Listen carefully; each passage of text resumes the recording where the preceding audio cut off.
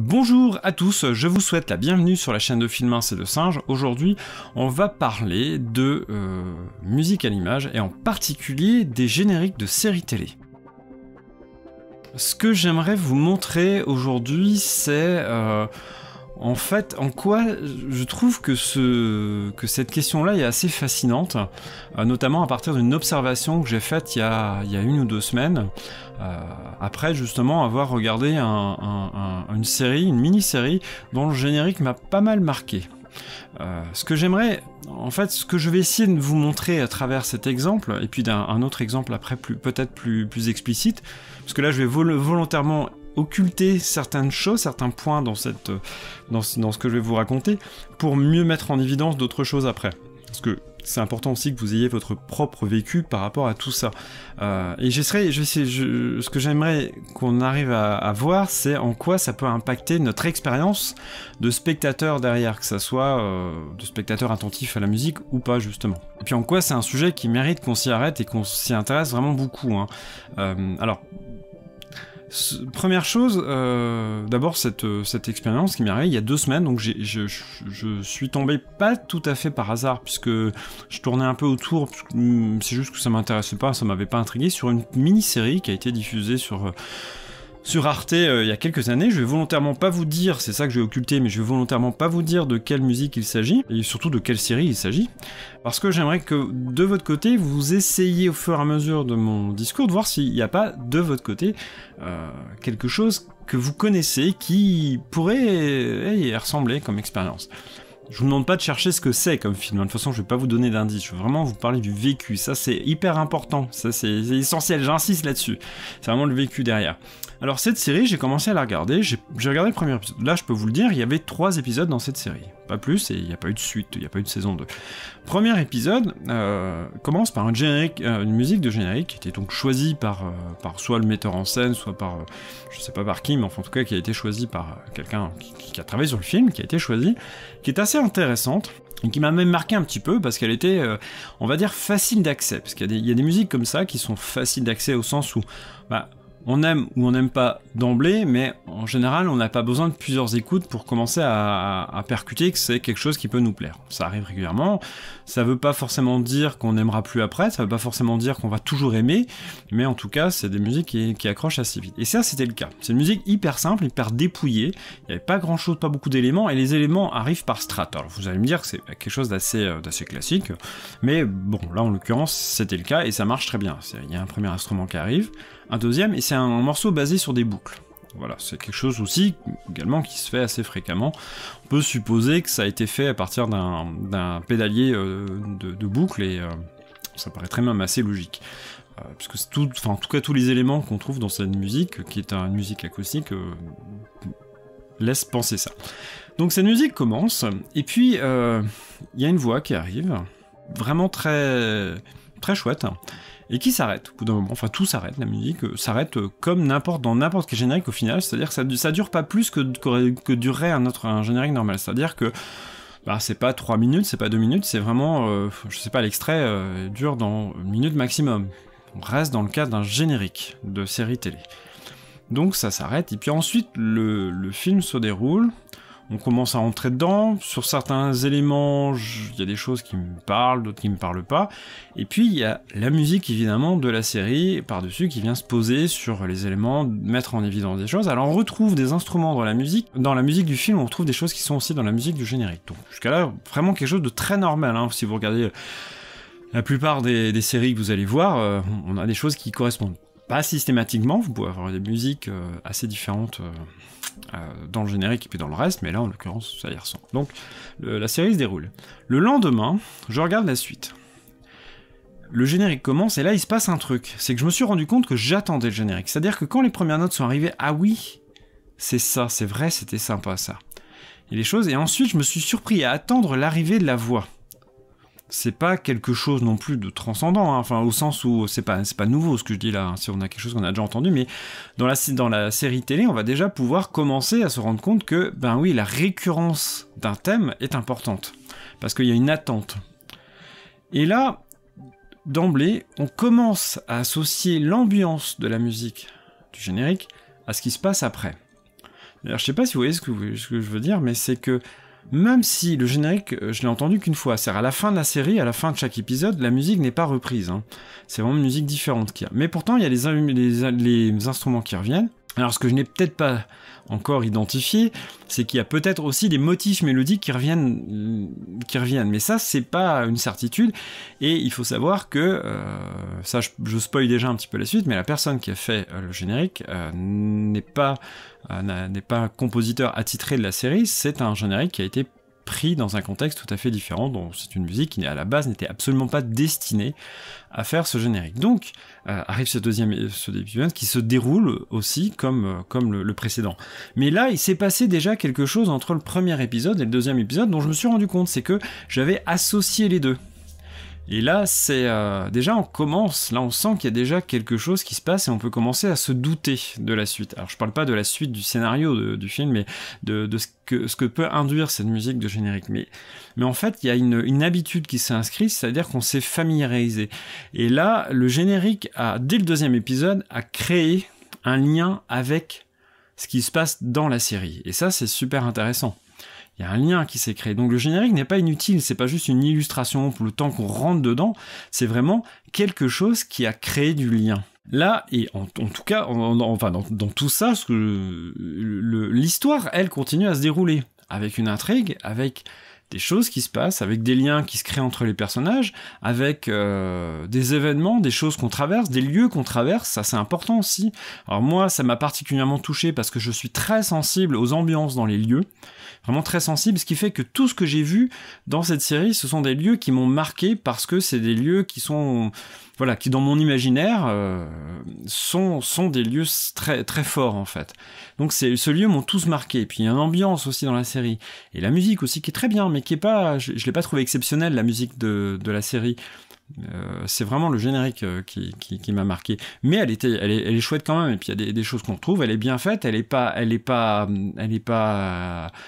trop présente, mais elle est quand même là quand il faut. Il y a vraiment des temps sans musique que j'apprécie aussi hein, dans les films. Je suis pas forcément j'ai beau être un amateur de musique de film et de musique surtout, je suis pas forcément je suis pas forcément pour une musique en continu et une espèce de musique un peu que ambiance opéra en mélodie continue ou en tout cas musique continue presque à la façon Wagner. Toujours est-il que ça c'était intéressant. Mais l'histoire est bien avancée, la musique ça y est, on l'a dans l'oreille. Troisième épisode de la série, là les choses commencent à changer.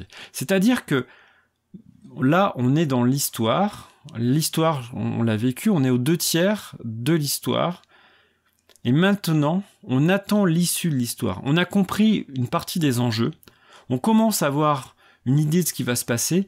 Enfin, en tout cas, on a pu se projeter dans les personnages et dans l'histoire et dans les lieux. Donc, on s'est approprié en fait ce qui se passe dans la série. Et c'est ça que je trouvais vraiment génial.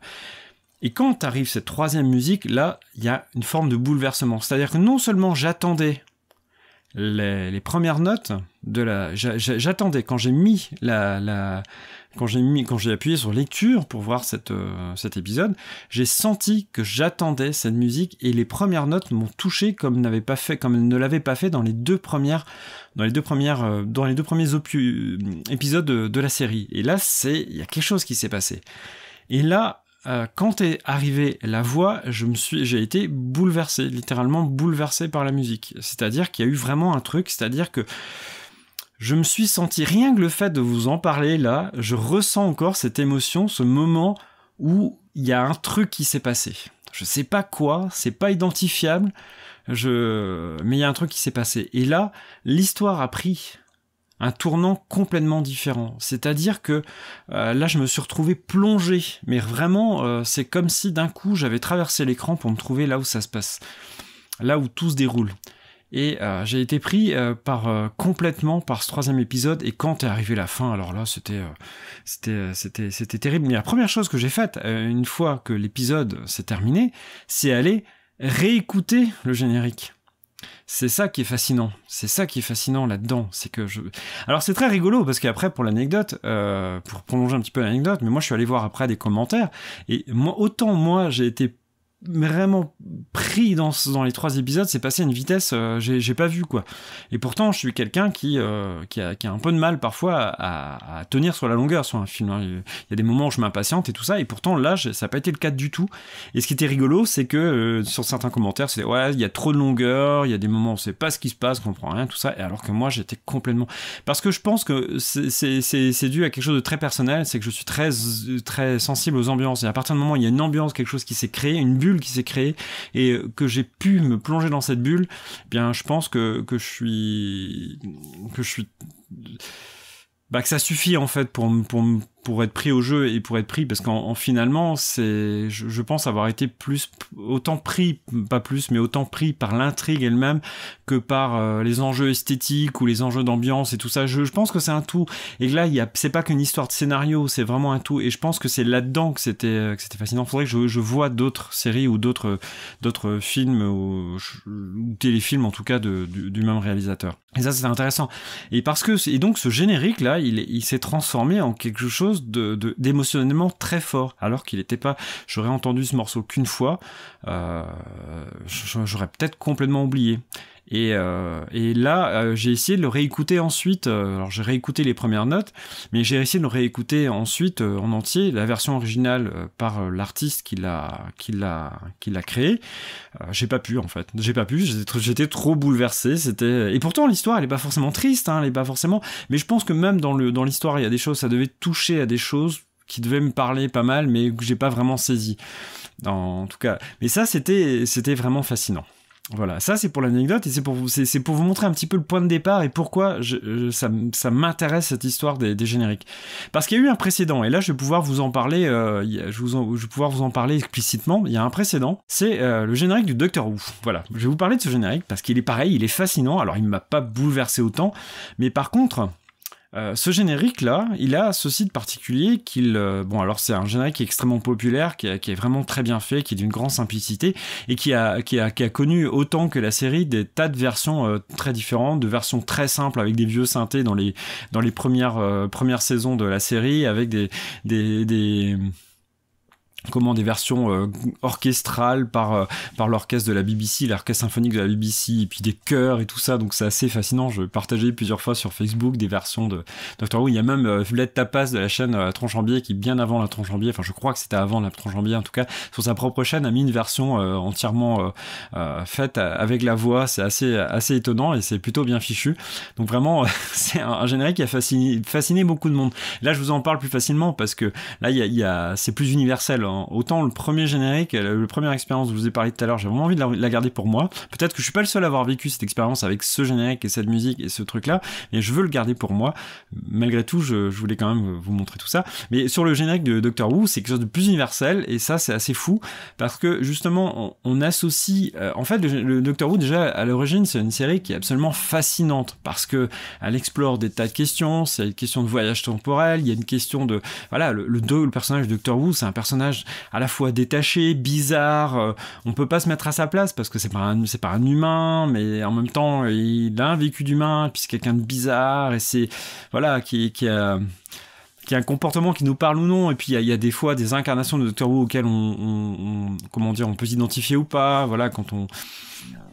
Voilà. Mais je pense que on attache ce générique-là, qui est vraiment le truc récurrent de toute la série, hein. Mais on finit par l'attacher à une ambiance et à des attentes. Et ce qui se passe dans un générique, c'est qu'il crée de l'attente. C'est-à-dire que on sait que ça va conditionner l'expérience qu'on va vivre après.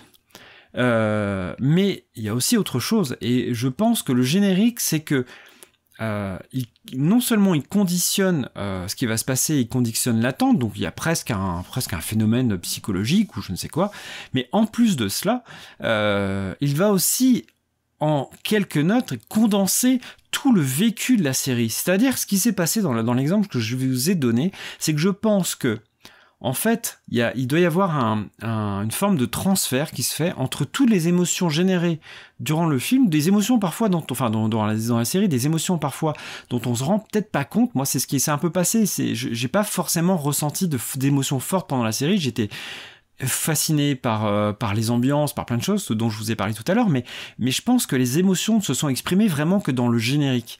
Et parce que le générique était en lui-même très expressif, alors pas lyrique, mais expressif au sens où il y avait des choses très marquées, et qui sont... j'aurais presque pu lui reprocher l'espèce d'émotion un peu facile ou que j'ai pu reprocher, que parfois me gêne un peu dans certaines musiques, c'est le fait que voilà, ça c'est un peu trop facile, ça manque de subtilité. Et ben, j'aurais presque pu reprocher ça à cette musique, mais pourtant c'est pas ce qui s'est passé. Il y a une forme de transfert entre...